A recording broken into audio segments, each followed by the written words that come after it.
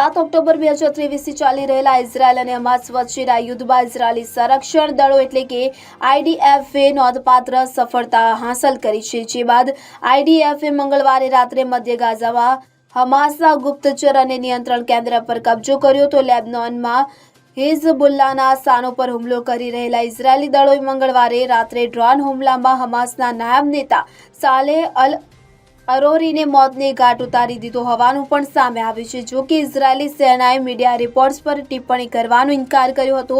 સાલે હમાસની રાજકીય પાંખ સાથે સંકળાયેલો હોવાનું કહેવાય છે, પરંતુ આતંકવાદી હુમલાના આયોજનમાં તેની મહત્વની ભૂમિકા હતી। ગાઝામાં હમાસના સ્વાસ્થ્ય મંત્રાલયે મંગળવારે રાત્રે મીડિયાને જણાવ્યું હતું કે ઇઝરાયેલના હુમલામાં અત્યાર સુધીમાં 22,000 પેલેસ્ટાઇન માર્યા ગયા છે। નિવેદનમાં હમાસ શબ્દનો પણ ઉલ્લેખ નથી।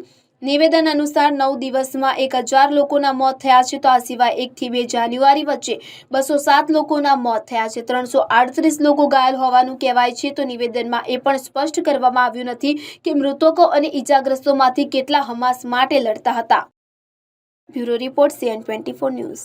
હવે જુઓ દેશ દુનિયાની તમામ ખબરો તમારી આંગળીના ટેરવે। ઉઠાવો મોબાઈલ અને ગૂગલ પ્લે સ્ટોર પરથી ડાઉનલોડ કરો અમારી CN24 ન્યૂઝ મોબાઈલ એપ।